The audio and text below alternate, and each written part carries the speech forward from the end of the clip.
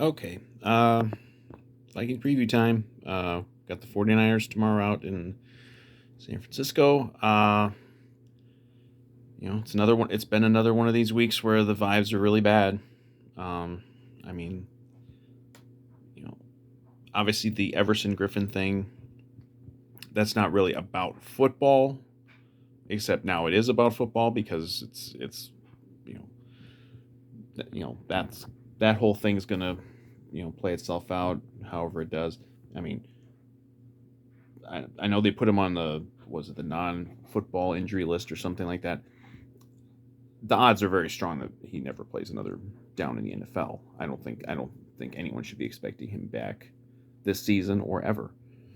Um, you know, and it might be for the best for him too that happens. But as just how it affects the team on the field, this is a really bad week to be by far the thinnest on the defensive front that they've been all year. I mean, you're out Griffin, you're out Hunter, you're out Pierce, and Tomlinson's stupid unvaxxed ass is out now too.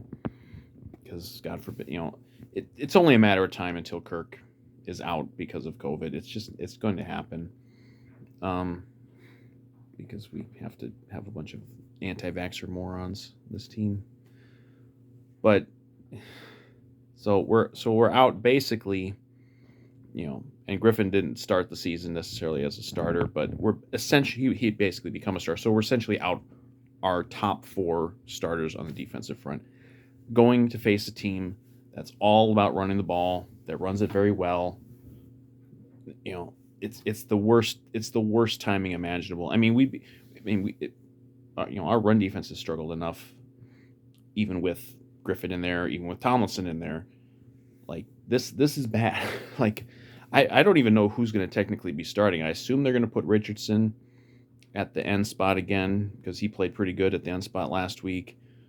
Probably opposite Wanham, and then in the inside Watts and Lynch maybe. I don't even know who's kind of penciled in to start there, but Zimmer's going to really have to figure something out because I mean, I guess it wouldn't be that big of a difference because we haven't played the run very well anyway. So if they run down our throats, well, that's not going to be that new. But you can't give up. You can't give up 300 yards on the ground.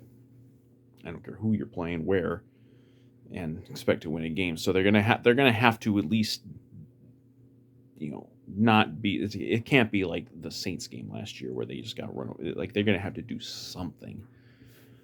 And so here we are again, and they've been kind of transforming this way the last couple weeks. They have to be an offensive team again this week. They can't, they cannot count on the defense being able to hold down the 49ers. And the 49ers are not like an explosive offense in that respect, but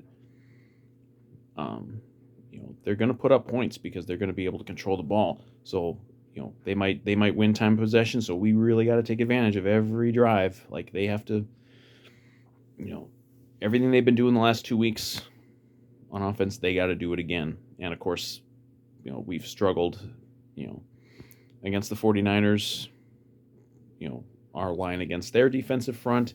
Now, a lot's changed since the playoff game 2 years ago. We went in there and we had no chance because the offensive line was just absolutely destroyed the entire game. Now, this offensive line is not the same offensive line. We've got, I think, three different starters from the last time in there. Well, actually four, because presuming that Cole's still starting over Bradbury. So I mean, it's a different line. I know the numbers have not like the people. I'm so sick of hearing about the PFF grades because people cherry pick the PFF grades. They use them when they want to use them to fit whatever argument they've got. So there's been they got a very low grade last week, and they didn't. I don't think they played very well last week, the offensive line, but overall, the offensive line has been better this year than last year. Like I don't think that's can be questioned. Like it just doesn't overall. They've been better. It doesn't mean they're going to be great this week. It doesn't mean they're going to be great every week, but they have been better. They need to be decent. They need to, like Kirk stood in there last week. I didn't think the offensive line was playing very good last week, but Kirk stood in there and he made plays and he made the throws, and he's gonna have to do it again because you know you know you don't expect like a shootout with the 49ers, but it's probably going to be something like that. You're going to have to, it's going to have to be another one of these things where you probably have to score in the 30s to have a shot. And they can do it. Like I mean, look, they put up 34 points last week against a Packer defense. And I know the Packer whiners are like, oh, we had all our starters out and we had no players, so that doesn't count. Well, you had most of your defense out there. You had a few guys out. So what? We still put up 34 points against close to the same defense that shut out Russell Wilson the week before. So the Packer fan whining this week was delicious. I'm basking in the Schadenfreude. But like we could put up points on good defenses. I mean, the worst offensive performance of the year was against Cleveland, and I don't know if Cleveland's defense is that good. They've been run over a few times, but so they can do it. It's kind of just the formula of the last couple weeks, and especially the Green Bay game. Like they gotta take shots down the field. They gotta, they have to be aggressive. They have to take chances. We almost got burned a couple times last week, on picks that got overturned for different reasons. Like they gotta take shots again because I don't expect this defense to be able to just completely shut down the 49ers. I just don't. And it's gonna take a big game. And fortunately, we're healthy on offense. Our issues in terms of injuries and COVID absences have all been on the defensive side. This so far, we're doing okay on offense. We've had a couple things here and there, but nothing too major. We're pretty healthy. We got the line, we got Kirk, we got the receivers, we got Dalvin, we got Conklin, we're okay. So it's we've been our own worst enemy in a lot of these games on offense, and I think it's the cliche, no one can beat us but us, and I kind of feel like that's the case, at least as far as the offensive performance goes. Like, kind of keep doing what you're doing, and they should be able to at least score some points. Will it be enough? I don't know. Because I mean, maybe we can get some turnovers. I mean, I assume it's going to be Garoppolo for pretty much the whole game. I know they've been putting in Trey Lance here and there during games, but we can maybe get a couple turnovers. We didn't get any last week. We almost got one, but didn't fall on the ball. So that can obviously be a big thing too. You can't predict turnovers. You can't predict things like when Wong took a kickback for a touchdown. Those things you can't predict going into games. It might take a couple of those. We might need a defensive touchdown to get this win. Obviously, we need to make our kicks. We've had bad luck over in San Francisco. And this goes back to many different versions of the 49ers, like like even the playoff game a couple years ago. There's a lot of roster turnover since then. Obviously, like the 2015 opener, we went there and got killed. We had some really bad games there in like the Childress and Frazier runs. Like I don't know what these mean now. They're probably nothing, but it can be a tough place to play. And the 49ers have been playing pretty good the last couple weeks. Now they blew out Jacksonville, and whatever, that's Jacksonville, but they also kind of blew out the Rams. And this is a very, very big game for playoff positioning and playoff seeding. I mean, we're helped again because the Saints were the team right behind us. They lost. They got killed on Thanksgiving. They're falling apart. They're not going to say the Saints are out of it, but it's getting close to where you can almost count the Saints out. And so the 49ers are actually now the 7. We're the 6. So this is a huge game for playoff positioning. I don't think it kills you if you lose, because you're not really playing against just the 49ers to get into the playoffs. You're playing against all these other teams. But I think the Eagles have the Giants this week. That probably is going to be a pretty easy win for them.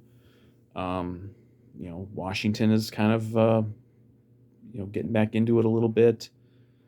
Um, the Bears I don't think are a factor, and you got them twice, so you got to beat those. You got to beat the Bears twice anyway, so don't worry about what the Bears are doing. You just got to beat them. Who else am I forgetting in the NFC? Well, Panthers. I mean, they lost last week, but they've looked better since Cam came back. So, but you've got a tiebreaker on them. You got a tiebreaker on Seattle, which I don't think matters because I think Seattle's kind of over. So, but at least you got two spots. A few weeks ago, it looked like the Saints maybe were going to solidify themselves, and now they've fallen apart as the Vikings have kind of risen back up, and the 49ers have risen back up, and the Eagles are rising back up again. So, you know, it's stupid to say, oh, it's this many teams fighting for these spots because you never know. One of these teams is gonna go on a run. Maybe it'll be the Vikings that go on a long run, and one of them will go on a long losing streak and eliminate themselves. But it's more or less like 4, maybe 5 teams playing for 2 spots, and we're one of them. And we've got 2 games against the Bears, a home game against Pittsburgh that I really think they should win, and you've got a Detroit game. So, like, you got like 4 games left for the Vikings that I really think they should win. Like, absolutely no question about it, they should win.